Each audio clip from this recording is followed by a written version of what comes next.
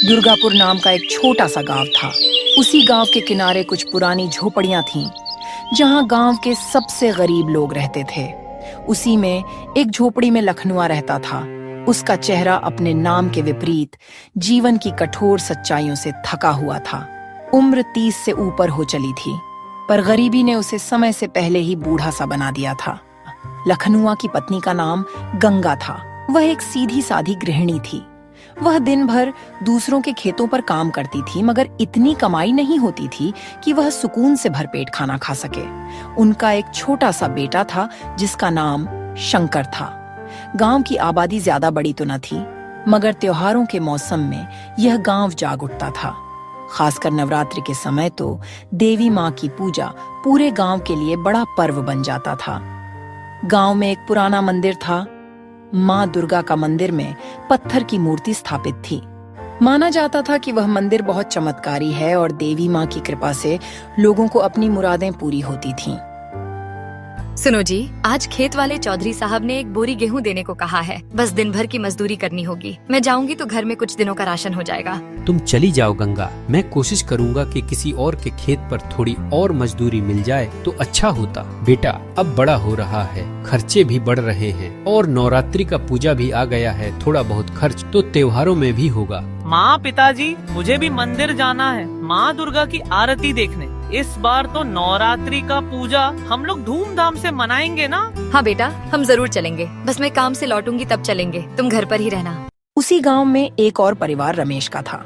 रमेश गांव का एक ऐसा व्यक्ति था जिसके पास थोड़ी बहुत जमीन तो थी, पर उसकी लालच खत्म होने का नाम न लेती थी।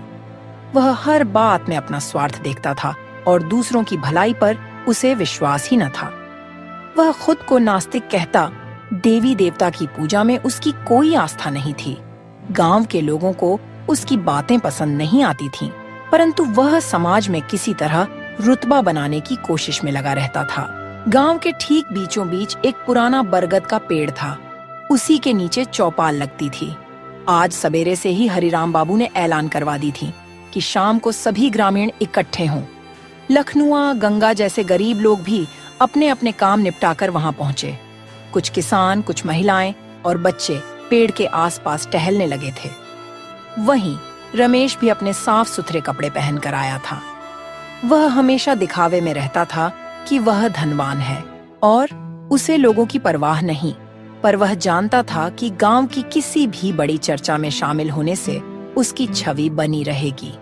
प्रधान हरिराम बाबू ने चबूतरे पर बोलना शुरू किया। भाइयों बहनों, नवरात्रि आने ही वाली है। हम हर साल की तरह इस बार भी देवी माँ की भव्य पूजा करेंगे। पंडाल के लिए लकड़ी, फूल, सजावट का इंतजाम करना होगा। प्रसाद की व्यवस्था, भंडारे का प्रबंध के लिए तो हमें चंदा इकट्ठा करना होगा। बाबूजी, मैं अभी तक रमेश का पिछला उद्धार नहीं चुका पाया हूँ। घर की स्थिति ठीक नहीं है, पर जो भी बन पड़ेगा मैं सहयोग करूँगा। लखनुआ, तुम हर बार तो यही कहते हो, इस बार भी कुछ नहीं दे पाओगे। क्यों प्रधान जी, गरीबों से क्या उम्मीद कर रहे हैं आप? देखो रमेश, सहयोग सिर्फ धन का ही नहीं होता है, श्रम दान भी सहयोग है। गांव की पूजा के लिए सबकी भागीदारी जरूरी है, चाहे छोटा हो या बड़ा हो, अमीर हो या गरीब। देखो प्रधान, मैं तो नवरात्रि के नाम पर कुछ ज्यादा नहीं दे पाऊंगा, क्योंकि पूजा पाठ में मेरा विश्वास नहीं है। पर फिर भी गांव में रहता हूं तो दिखावे के लिए थोड़ा बहुत दे ही दूंगा, लेकिन पूजा पाठ के लिए मेरे पास समय नहीं है।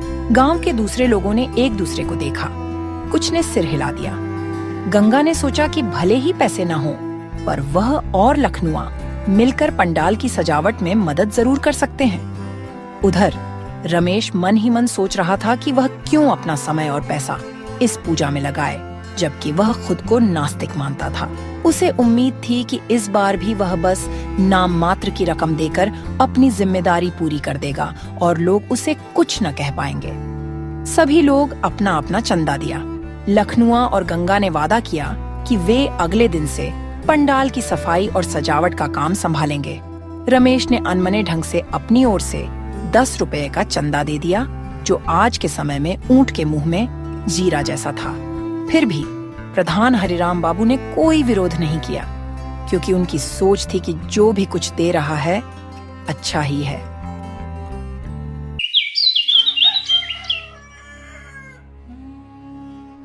शाम ढलने लगी। लखनुआ अपना काम निपटाकर घर लौट रहा था। गंगा पहले ही घर आई थी। थकी हुई गंगा ने जैसे ही घर में प्रवेश किया, उसने देखा शंकर रो रहा था। उसे बहुत तेज बुखार था, माथा गर्म था। गंगा का दिल कांप उठा। वह जल्दी से उसके माथे पर पट्टी रखती है। उसके मन में विचार आया कि दवा के लिए पैसे कहाँ से लाएं? तभी लखनुआ घर आया। देखो जी, बच्चे को तेज बुखार है, दिन भर से रो रहा है। मैंने थोड़ा पानी पिलाया, माथे पर पट्टी रखी, पर आराम नहीं मिला। डॉक्टर के पास ले जाएंगे तो फीस के लिए पैसे चाहिए। हमारे पास इतना पैसा भी तो नहीं है कि इसे डॉक्टर के पास ले जाए। गंगा, यह तो हमारे साथ बहुत बुरा हो रहा है। इसको तो तेज बुखार है। मैं कल रमेश से कुछ उधार लेने की कोशिश करूंगा, या हो सके तो गांव के वैद्य जी से बात करके दवा लेकर आऊंगा। माँ, मुझे मंदिर की आरती सुनने जाना था, मुझे वहाँ ले चलो ना। मुझे माँ की आरती करनी है। अरे बेटा, तू पहले ठीक हो जा, फिर चलेंगे और दुर्गा माँ का दर्शन करेंगे। उस समय रमेश के घर पर दूसरी ही कहानी चल रही थी।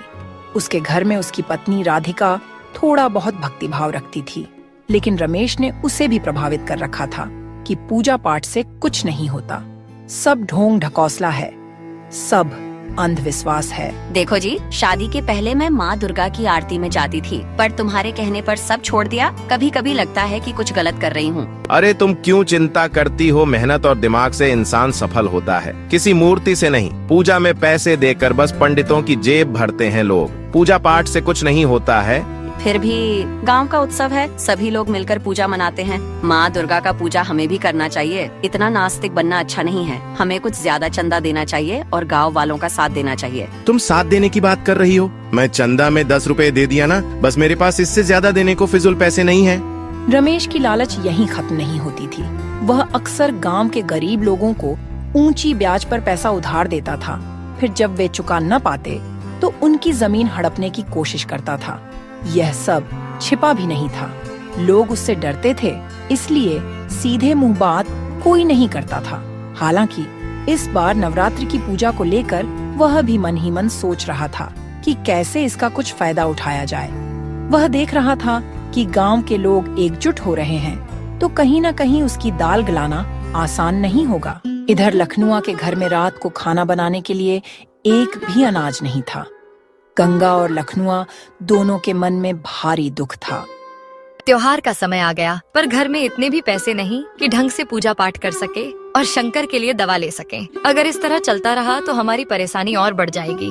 फिर भी उन्होंने एक दूसरे को तसल्ली दिया और माँ दुर्गा से प्रार्थना किया कि बेटा जल्द स्वस्थ हो जाए। अंधेरा गहरा हो चुका था, लेकिन गरीबी की अंधेरी छाया लखनुआ के परिवार के लिए कभी न हटने वाली लग रही थी। अगली सुबह गांव में नवरात्रि की तैयारियां जोरों से शुरू हो गईं। मंदिर के सामने साफ सफाई के लिए कुछ लोग जुटे। उन्हीं में गंगा और लखनुआ भी थे। वे अपने बच्चे को घर पर पड़ोसी के भरोसे छोड़कर आए थे ताकि कुछ काम करके पुण्य ले सकें। मंदिर परिसर में सूखे पत्ते की साफ सफाई हो रही थी। शंकर का बुखार कुछ कम हुआ क्या गंगा?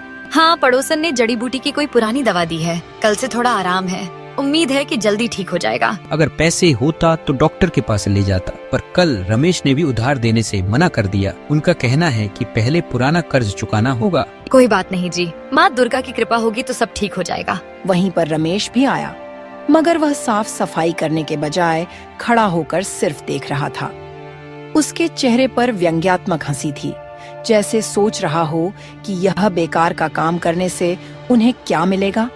तभी प्रधान हरिराम बाबू आए और उन्होंने रमेश से बोला, रमेश बेटा, थोड़ा बहुत हाथ बटा दो, साफ सफाई में मदद कर दो। माँ दुर्गा का आशीर्वाद तुम्हें लगेगा। बाबूजी, मुझे माफ कीजिए, मैं पूजा पाठ में रुचि नहीं रखता। बस देखने चला आया कि कैसी तैयारी हो रही है। अरे बेटा, इसी बहाने गांव की साफ सफाई भी हो जाती है। 2 मिनट झाड़ू लगा लोगे तो क्या घट जाएगा। मैंने अपने हिस्से का चंदा दे दिया है, बस उसी से किसी मजदूर को रख लीजिएगा। अरे बेटा, तुम कैसी बातें कर रहे हो? मुझे तो कहना नहीं चाहिए, पर तुमने जो चंदा दिए हो उसकी एक दुर्गा माँ के लिए फूलों का माला भी नहीं आएगी, और तुम मजदूर की बात कर रहे हो। बाबूजी, मैं आपकी इज्जत करता हूँ, इसीलिए मैं आपको कुछ नहीं बोल रहा हूँ। नहीं तो ऐसी बात पे तो मैं आपको सबक सिखा देता। मेरा पैसा है, मैं जितना देना चाहता उतना ही दूंगा। तुम्हारी दुर्गा माँ मेरे घर का खर्चा नहीं चलाएंगी।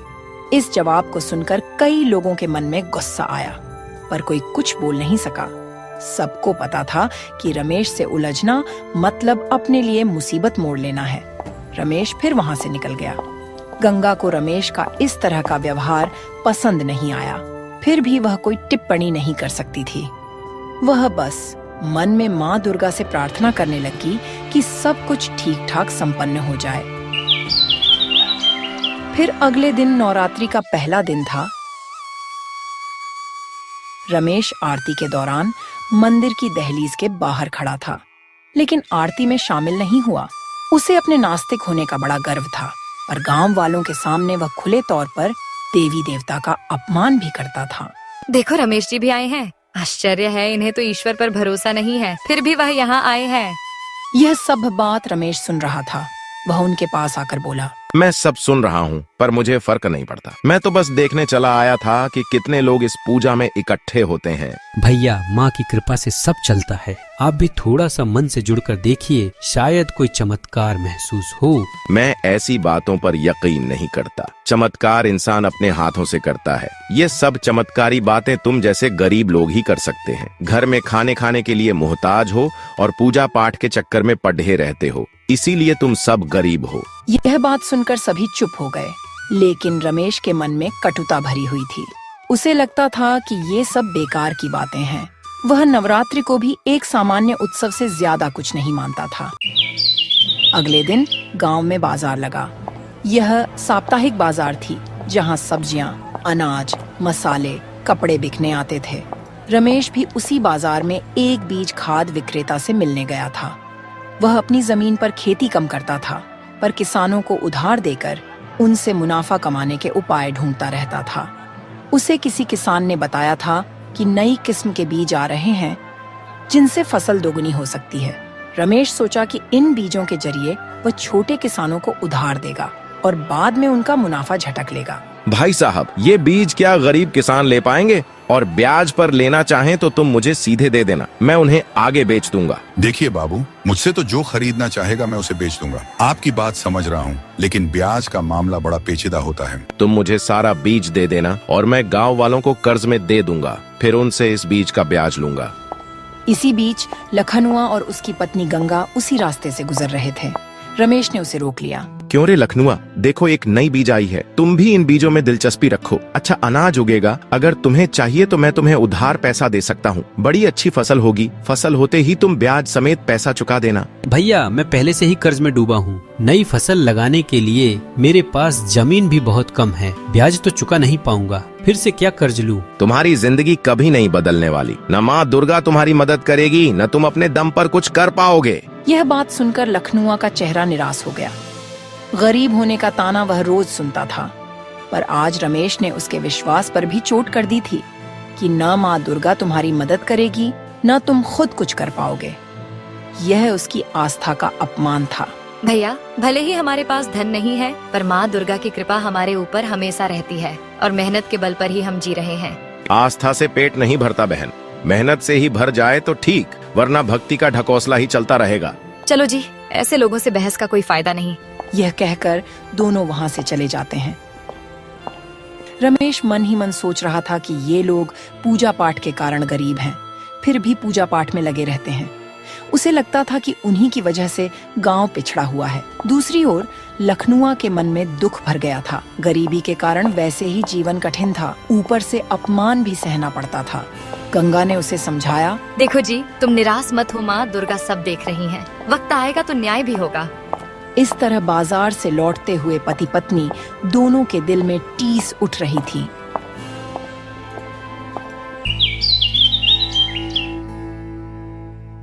अगले दिन जब लोग पूजा कर रहे थे, तब रमेश अपने कुछ दोस्तों के साथ उधर से गुजरा।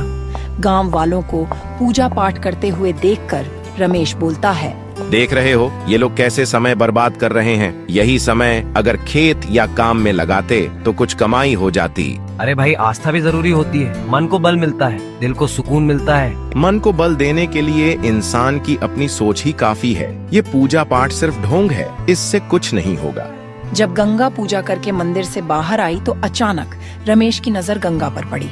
वह अपने दोस्तों के बीच खड़ा होकर फिर से ताना मारने लगा, गंगा बहन, इतना भजन कीर्तन कर रही हो, कुछ फायदा हुआ कि नहीं, या फिर तुम्हारी दशा वही की वही है? भैया, भक्ति का फल दुनिया की नजर में देर से दिखता है, पर मिलता जरूर है। हमें अपने प्रेम भाव से माँ दुर्गा की पूजा करनी चाहिए।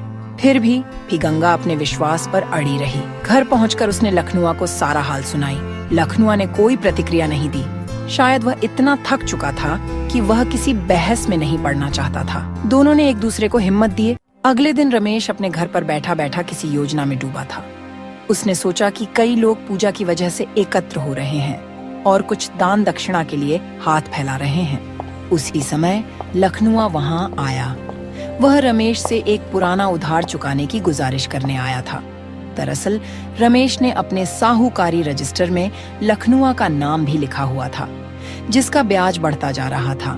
रमेश भैया, मुझे थोड़ा और समय दे दो। मैं कोशिश कर रहा हूँ कि कहीं से थोड़ा पैसा जुट जाए तो मैं अपने गेहूं की फसल काटकर आपका कर्ज चुका दूंगा। समय? और कितना समय चाहिए तुम्हें? मैं भी अब मुफ्त में पैसे नहीं बांटता। तुम लोग सारा पैसा भजन कीर्तन में उड़ा देते हो क्या? भैया, भजन कीर्तन निशुल्क है, वहाँ पैसा खर्च नहीं होता। मैं अपनी मेहनत से कमाना चाहता हूँ, बस अभी तक काम नहीं मिला। मेहनत? तुम्हारी मेहनत से तुम्हारी झोपड़ी भी नहीं सुधरती। चलो निकलो, जब तक ब्याज भर नहीं दो मुझे मुंह मत दिखाना। लखनुआ की आंखों में आंसू आ गए। वह घर लौटा तो देखा कि गंगा परेशान बैठी थी। शंकर को फिर बुखार आ गया था। लखनुआ के भीतर आक्रोश उमड़ पड़ा, लेकिन वह कर भी क्या सकता था।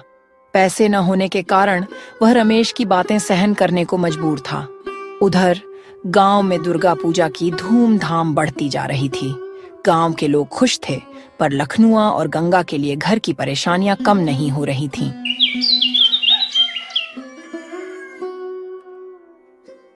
नवरात्रि के चौथे दिन की सुबह शंकर की तबीयत और बिगड़ गई। उसका बुखार बहुत तेज हो गया। गांव के वैद्य ने देखे तो बोले, बच्चे को शहर के अस्पताल ले जाना होगा, नहीं तो इसकी तबीयत बिगड़ती जाएगी और कुछ बुरा भी हो सकता है। वैद्य की यह बात सुनकर लखनुआ और गंगा के पैरों तले जमीन खिसक गई। शहर ले जाने का किराया तक उनके पास नहीं था। वैद्य जी ने कुछ दवा दी, पर ज्यादा असर होता न दिख रहा था। हरिराम बाबू को जब यह बात पता चली तो उन्होंने सुझाव दिया कि लखनुआ गांव के किसी धनी आदमी से उधार लेकर अपने बच्चे को शहर ले जाए। लखनुआ को लगा कि एक ही व्यक्ति है जिसके पास वह अंतिम उम्मीद के रूप में जा सकता है। शंकर को आप जल्दी से शहर के अस्पताल लेकर जाओ जी, मैं भी साथ चलूंगी। लेकिन पैसे कहाँ से आएंगे? गंगा, मुझे रमेश से फिर भीख मांगनी पड़ेगी, वही आखिरी रास्ता है। उससे हाथ जोड़कर कर्ज मांगूंगा। क्या और कोई रास्ता नहीं है? वह हर बार हमें अपमानित करके भगा देता है। क्या और कोई चारा नहीं है? लखनुआ अपने पत्नी को समझाता है कि अब कोई रास्ता नहीं है। लखनुआ रमेश के घर की ओर चल दिया। रमेश बाहर बरामदे में बैठा था। लखनुआ को देखते ही उसको क्रोध चढ़ गया। अरे लखनुआ, तू फिर से आ गए? कल ही तो कह दिया था ना कि मेरा सारा ब्याज चुकाओ पहले। रमेश भैया, मेरा बच्चा बहुत बीमार है, शहर के अस्पताल ले जाना पड़ेगा। कुछ पैसे दे दो, मैं किसी तरह चुका दूंगा। अब आप ही हमारी आखिरी उम्मीद हो भैया। जो भी ब्याज लगाओगे मैं मानने के लिए तैयार हूँ। ब्याज से क्या होगा? तुम्हारे पास देने को कुछ बचा भी है? जमीन का टुकड़ा तो कब का गिरवी रख चुका है, अब क्या घर गिरवी रखोगे? लखनुआ के मुंह पर मानो ताला लग गया। वह सोचने लगा कि वे अपना सिर छिपाने की जगह भी गिरवी रख देगा।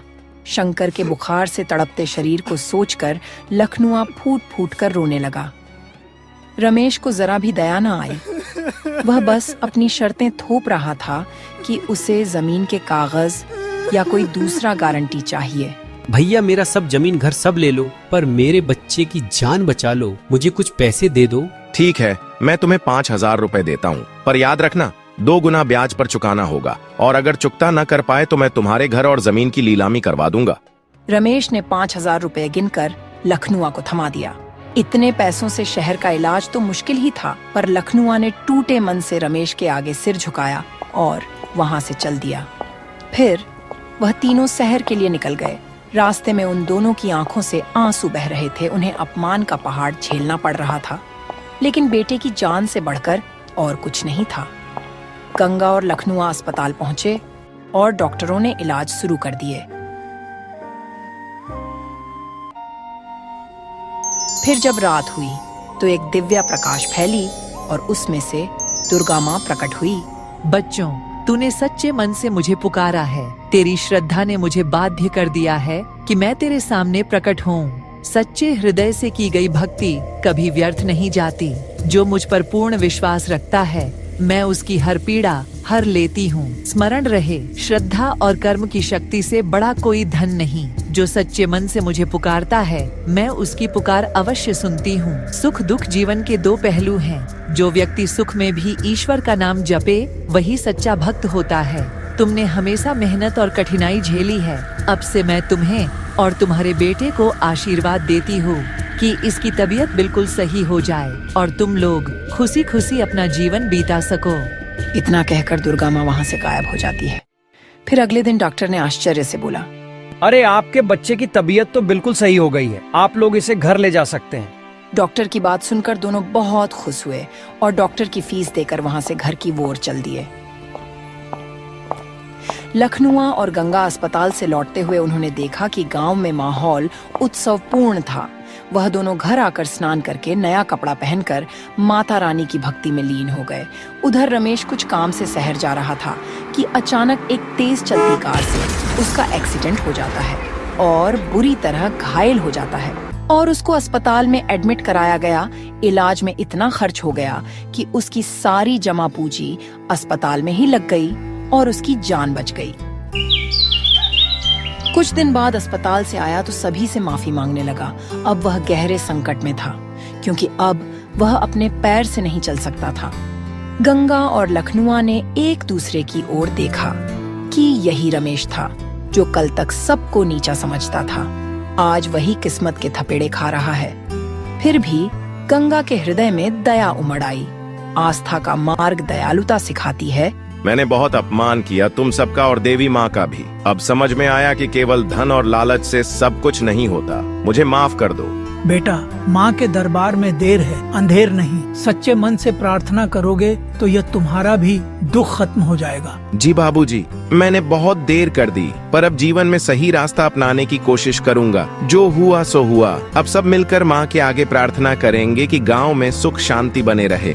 अब रमेश ने भी मंदिर के सामने हाथ जोड़कर प्रार्थना किया। उसके अंदर एक अजीब सी शांति महसूस हुई, जैसे उसका सारा अहंकार अचानक खत्म होने लगा था।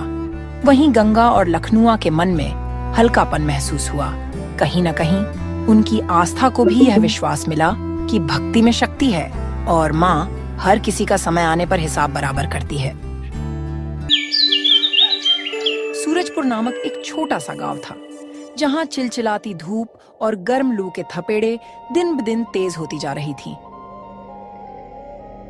सभी लोग अपने मेहनत से खेती करके अपना गुजारा करते थे, मगर इस साल की शुरुआती की गर्मी इतनी तेज थी कि मानो जान ही ले लेगी। दूर दूर तक पानी का नामो निशान नहीं था। लोग जरूरी काम होने पर ही घर से बाहर निकल रहे थे। गांव के बीचों बीच एक पुरानी चाय की दुकान थी। यहाँ पर बूढ़े बुजुर्ग और कुछ कामगार सुबह शाम इकट्ठा हो जाते थे। लेकिन आजकल गर्मी इतनी भीषण थी कि दुकान के आगे वाली बेंच भी खाली पड़ी थी।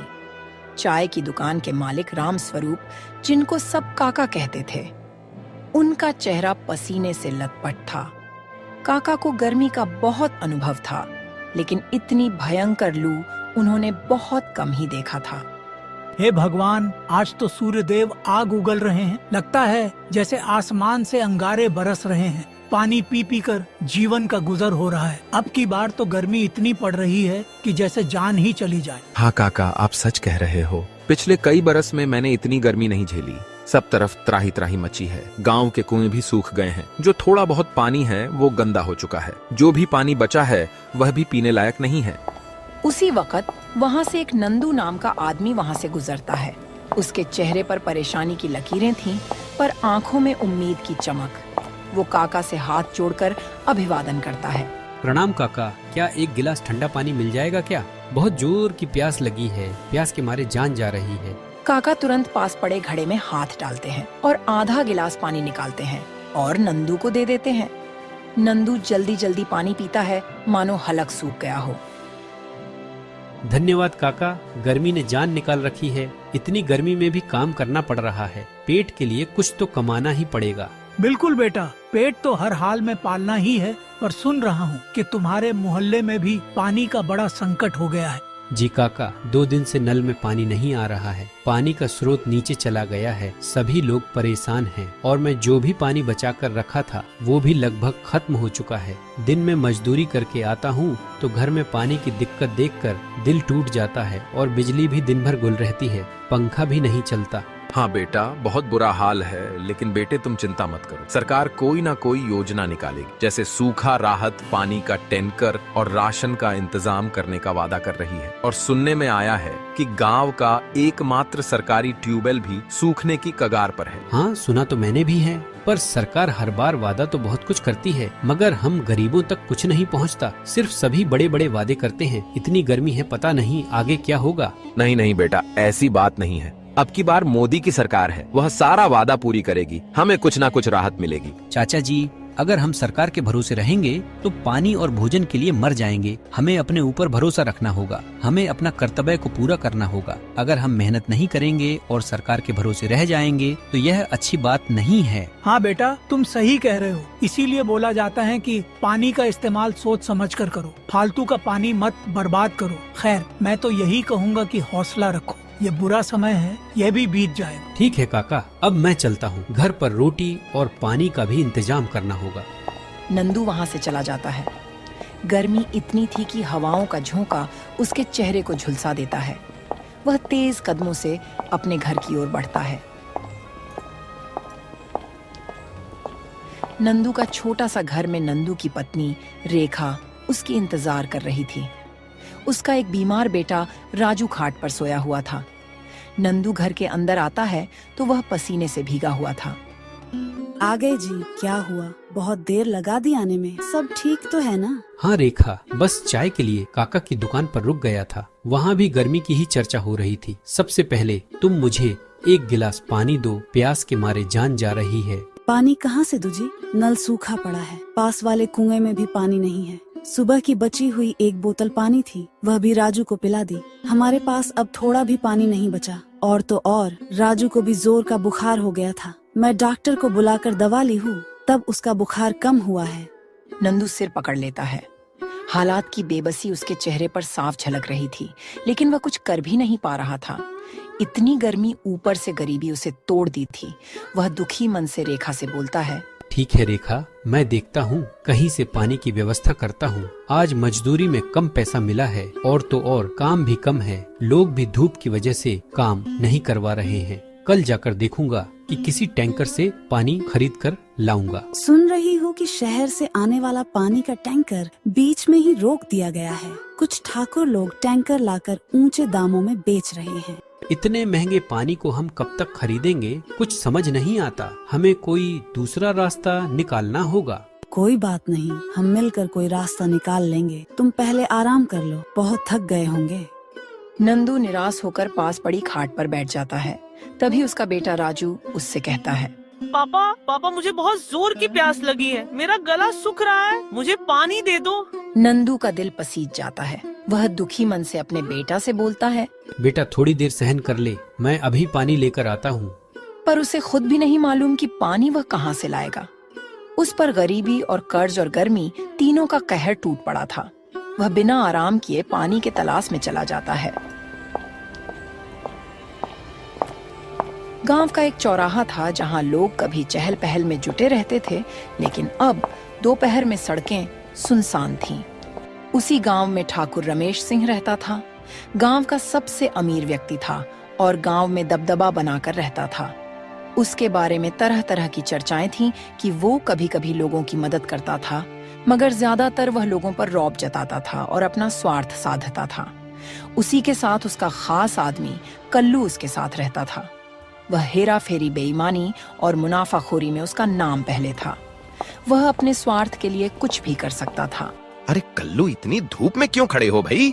ठाकुर साहब, बस आपका इंतजार कर रहा था। सुना है कि पानी की बड़ी दिक्कत चल रही है। मैं सोच रहा था किसी तरह टैंकर का इंतजाम करके कुछ पैसा कमाया जाए। हाँ, ये गर्मी तो बहुत लंबी चलने वाली है। मैंने भी शहर से बात की है। कुछ सरकारी सप्लाई रुक गई है और कुछ हम इधर उधर करा रहे हैं। अगर तुम चाहो तो मेरे जानने वाले से टैंकर बुलवा कर पानी बेच सकते हो। थोड़ा मुनाफा हमारा, थोड़ा तुम्हारा। जी ठाकुर साहब, मैं तो तैयार हूँ, बस आप इशारा कीजिए। तुम चिंता मत करो, शाम को मेरे घर आना, तब तक मैं सारा जुगाड़ कर दूंगा।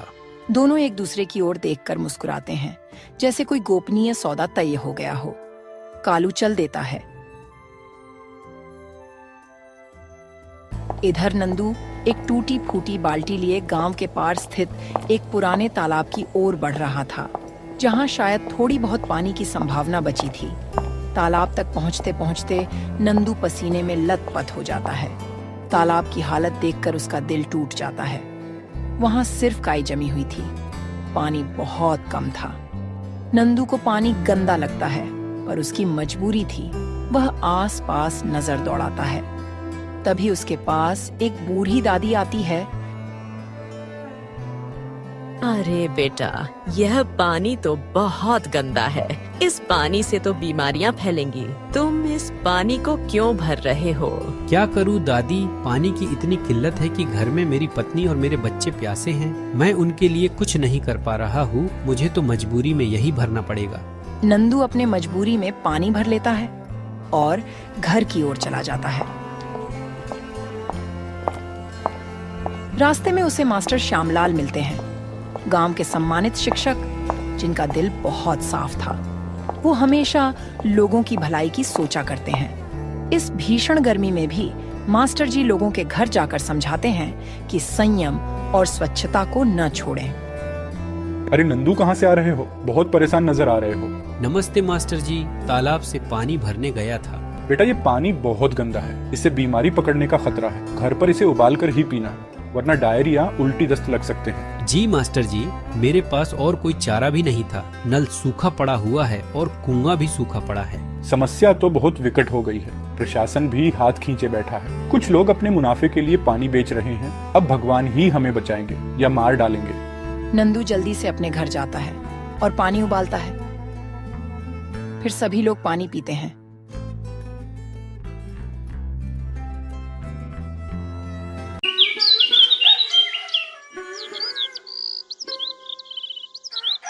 फिर अगली सुबह नंदू के घर में खाने के लिए कुछ भी नहीं बचा था। उसका बेटा भूखा था। माँ, मुझे बहुत जोर की भूख लगी है। कुछ खाने को दे दो ना, भूख के मारे मेरी जान जा रही है। ठीक है बेटा, तुम थोड़ा देर इंतजार कर लो। पापा कुछ खाने की तलाश में जा रहे ही कुछ ना तो कुछ खाने को लाएंगे ही। मैं और तुम्हारे पापा 2 दिन से पानी पीकर है। अन्न का एक दाना भी हमने नहीं खाया। नंदू ने तय किया कि चाहे जो हो, वह ठाकुर रमेश सिंह जी से मदद मांगने जाएगा। गर्मी और भूख की चिंता ने उसे मजबूर कर दिया। उसने रेखा और राजू को घर पर रहने के लिए कहा और खुद ठाकुर रमेश सिंह जी के घर की ओर निकल पड़ा। कुछ ही देर में नंदू ठाकुर रमेश सिंह जी के घर पहुंचा और हाथ जोड़कर विनम्रता से बोला, ठाकुर साहब, हमारे हालात बहुत बुरे हैं। घर में राशन पूरी तरह खत्म हो चुका है। भीषण गर्मी और लूह के कारण कामकाज भी बंद हो गया है। अगर आप थोड़ी मदद कर दें तो आपका ये एहसान मैं जिंदगी भर नहीं भूलूंगा। नंदू, ये मेरी जिम्मेदारी थोड़ी है। हर कोई मदद के लिए मेरे पास ही आ जाता है। तुम लोगों को तो जैसे आदत सी हो गई है दूसरों पर निर्भर रहने की। तुमने पहले ही मुझसे 5,000 रुपए कर्ज लिए हो और उसे अभी तक नहीं चुका पाए और फिर से आ गए। वह 5,000 मुझे जल्दी लौटा दो, नहीं तो अच्छा नहीं होगा। ठीक है ठाकुर साहब, मैं मेहनत से कमाने वाला आदमी हूँ, भीख नहीं मांगता, लेकिन इस बार हालात ने मजबूर कर दिया है। भीषण गर्मी और लूह ने खेतों की फसल जला दी है। परिवार भूखा है, कृपया थोड़ी मदद कर दीजिए। मैं आपका पूरा कर्जा चुका दूंगा। चुप रहो नंदू, अगर गरीब हो तो अपनी गरीबी को स्वीकार कर उसके साथ जीना सीखो। यहाँ आकर रोने धोने से कुछ हासिल नहीं होगा। मेरे पास फालतू समय नहीं है, इसलिए यहाँ से चले जाओ। नंदू की यह बात सुनकर ठाकुर साहब को बहुत तेज गुस्सा आया। उसने गुस्से में अपने आदमियों को आवाज लगाते हुए कहा, अरे हरिया, इसे यहाँ से बाहर कर दो और आगे से मेरे घर में इसे कदम भी न रखने देना। फिर ठाकुर ने नंदू को धक्के मारकर बाहर कर दिया। अब नंदू भारी मन से घर की ओर चल पड़ा। जैसे ही वे घर आया, उसने देखा कि रेणु बिस्तर पर लेटी हुई थी और राजू भी उनके पास खड़ा था। पापा, माँ की तबीयत बहुत खराब हो गई है। वह कुछ बोल नहीं रही है। हे भगवान, यह क्या हो गया? रेखा, कुछ बोलो ना, कुछ तो बोलो। ऐसे चुप मत रहो, तुम्हें कुछ नहीं होगा। अब मुझसे सहन नहीं हो रहा। यह भीषण गर्मी और भूख ने मेरी सारी ताकत छीन लिया है। मुझे माफ करना। मैं अब तुम्हारा और राजू का साथ देने में असमर्थ हूँ। नंदू की आंखों से आंसू बहने लगा।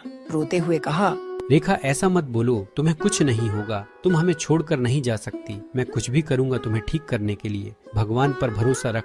अजी, हमारे पास अब कुछ भी नहीं बचा। यह झुलसने वाली गर्मी और भूख ने मुझे पूरी तरह तोड़ दिया है। आप राजू का ख्याल रखना, उसे मेरी कमी महसूस नहीं होने देना। नंदू ने घबराकर रेखा की हालत देख पड़ोसियों को आवाज दी, पर भीषण गर्मी और चिलचिलाती धूप के चलते कोई भी सहायता के लिए नहीं आया। अरे कोई है, कोई तो मेरी सहायता करो, नहीं तो मेरी बीवी मर जाएगी। राजू के पापा, अब मेरी चिंता मत करो। जितना कर सको राजू के लिए करो। उसे कभी भूखा और अकेला मत सोने देना।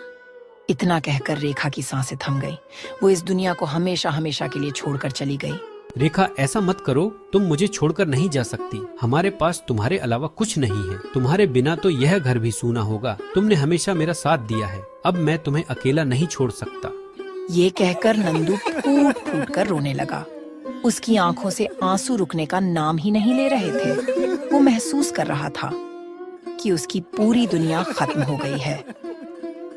माँ तुम उठो ना, देखो मैं कितना रो रहा हूँ। प्लीज उठ जाओ माँ, हमें क्यों छोड़कर चली गई? क्या हमने कोई गलती की है?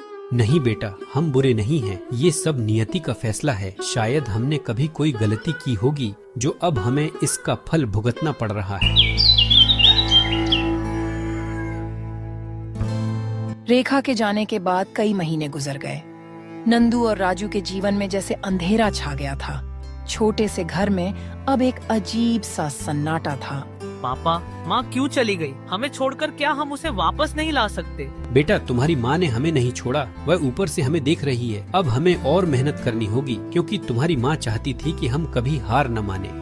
नंदू की आंखें ये कहते हुए फिर नम हो गईं, लेकिन भीतर ही भीतर वह खुद टूटता जा रहा था। इसी तरह कई दिन बीत गए। एक दिन सुबह नंदू अपनी घर के बाहर बैठा था। तभी गांव का ठाकुर रमेश सिंह अपने आदमियों के साथ वहां पहुंचा और बोला, नंदू 7 महीने बीत चुके हैं। मेरा कर्ज अब तक नहीं चुका पाए हो। अगर जल्द ही पैसे नहीं दिए तो तुम्हारा घर और खेत दोनों नीलाम कर दूंगा। ठाकुर रमेश सिंह की बातें सुनकर नंदू का चेहरा चिंता से भर गया। उसके माथे पर लकीरें और गहरी हो गईं। उसने सिर झुकाते हुए कहा, ठाकुर साहब, मैं पूरी मेहनत कर रहा हूँ, लेकिन अभी तक पैसे नहीं जुटा पाया हूँ। मुझे थोड़ा और समय दे दीजिए। नंदू, बहाने बनाने से कुछ नहीं होगा। तुम्हारे पास केवल 10 दिन हैं। अगर इस समय में कर्ज नहीं चुकाया तो नतीजे भुगतने के लिए तैयार रहना। फिर एक दिन अचानक नंदू का पुराना दोस्त सुभाष गांव वापस आया। नंदू और सुभाष बचपन के साथी थे, लेकिन कई साल पहले सुभाष रोजगार की तलाश में शहर चला गया था। अब वह काफी पैसे वाला हो चुका था। जब वह नंदू के घर पहुंचा तो उसने देखा कि नंदू गहरे चिंता में डूबा हुआ था। अरे नंदू, तू इतना परेशान क्यों है? क्या हुआ? कुछ परेशानी है क्या? फिर नंदू ने अपने दोस्त को सब कुछ बता दिया। ठाकुर रमेश सिंह के कर्ज और उसकी धमकी के बारे में सुनकर सुभाष का दिल पिघल गया। वह तुरंत बोला, अरे नंदू, तू इतना परेशानी में जी रहा है, ये तो मुझे मालूम ही नहीं था। ये ले पैसा और उस ठाकुर रमेश सिंह का कर्ज चुका दे। सुभाष की यह बात सुनकर नंदू की आंखों में आंसू आ गए।